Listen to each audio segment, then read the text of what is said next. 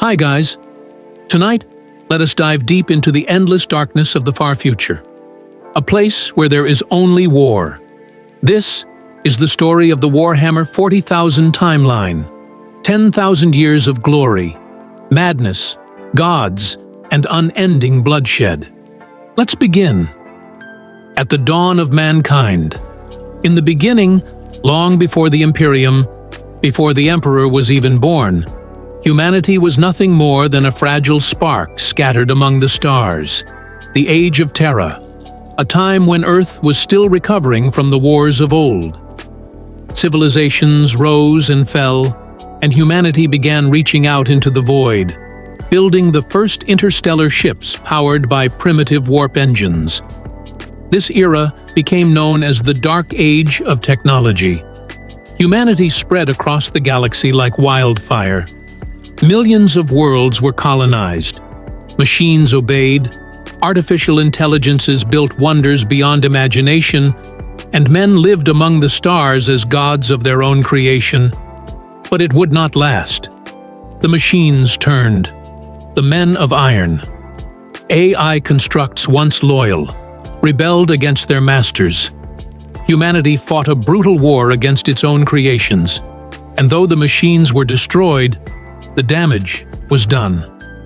The warp, that strange psychic dimension beyond reality, began to awaken, and with it came demons, madness, and corruption. Civilizations fell into silence. Planets were cut off from Terra. This was the beginning of the Age of Strife. Across thousands of years, warp storms isolated humanity. Psychers, humans born with psychic power, emerged in greater numbers, often consumed by demonic possession. The galaxy descended into chaos. Empires fell, planets burned, and mankind forgot its unity. And then, a light appeared. On ancient Terra, hidden among the ashes of old empires, a man was born.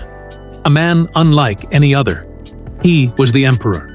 His true name is lost to history, but he had walked among mankind for millennia, guiding it from the shadows. Now, he revealed himself, for humanity was on the brink of extinction. He united Terra through war and fire. Warlords, techno-barbarians, and mutant tribes fell before his armies. Through gene forging and unmatched intellect, he created the Thunder Warriors, his first superhuman soldiers. With them, he conquered Terra and established the Imperium of Man. But the Emperor had far greater plans. To reclaim the lost colonies of mankind, he needed generals beyond mortal limits. From his own genetic essence, he created 20 sons, the Primarchs. Each one, a godlike being embodying a fragment of his power. But before they could grow, a dark power intervened. The ruinous powers of the warp, the Chaos Gods, cast their influence across the stars. The Primarchs were scattered, each hurled across the galaxy to a different world. The Emperor searched for them, and in the meantime, from their genetic templates, he created the Space Marines, warriors of the Legiones Astartes. Thus began the Great Crusade. For 200 years, the Emperor and his legions burned across the stars.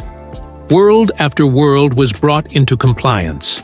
The Primarchs were found one by one, some noble and loyal, others proud, conflicted, or already touched by darkness. Together, they forged the greatest empire humanity had ever known. But even as victory spread, corruption festered within. Among the Emperor's sons, one shone brightest, Horus, the War Master. Beloved, charismatic, trusted above all others. And yet, it was he who would bring ruin. Whispers came from the warp. The gods of chaos offered him power, promised him freedom, glory, godhood. And in his pride, Horus listened. The Horus heresy began. The greatest betrayal in human history. Half the legions turned traitor. Brother fought brother. Worlds burned. Billions died in the fires of loyalty and hate. The Emperor faced his own son in a final duel aboard the ship Vengeful Spirit. Though he struck Horus down, the Emperor was mortally wounded. His broken body was carried back to Terra, and there, upon the Golden Throne, he was entombed, neither dead nor alive. His mind extends across the warp, guiding humanity still, but at a terrible cost. Thus began the Age of the Imperium. 10,000 years have passed since that day. The galaxy is a graveyard. The Imperium of Man stretches from one side to the other, but it is no longer a beacon of hope. It is a decaying, fanatical theocracy, ruled by priests who worship the Emperor as a god. Technology is forgotten, innovation is heresy, and every world burns with endless war. The Adeptus Astartes, the Space Marines, still fight for the Imperium, though their numbers are a fraction of what they once were. The Inquisition hunts heretics, Xenos, and demons without mercy.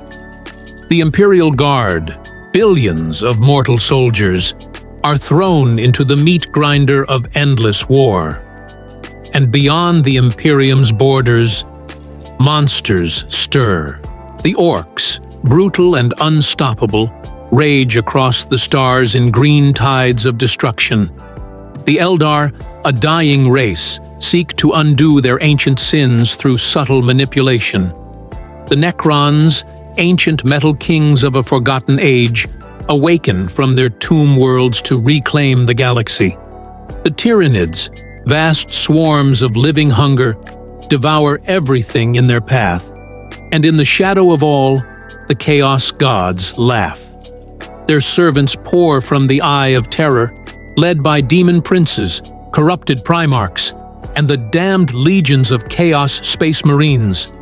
They wage the Long War, an eternal crusade to finally topple the Emperor's Imperium. And yet, hope endures. For even in this nightmare, there are heroes.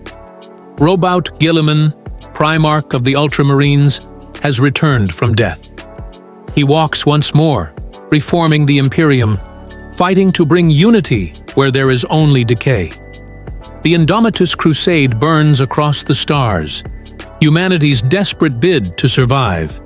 But the galaxy remains broken. The warp splits reality itself. The Great Rift, a wound across space and time, divides the galaxy in two. On one side, light still flickers. On the other, only darkness.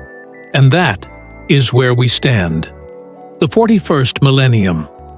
A time of endless war, where gods play with mortal lives, and hope is a fragile flame that burns against the void. In the grim darkness of the far future, there is only war.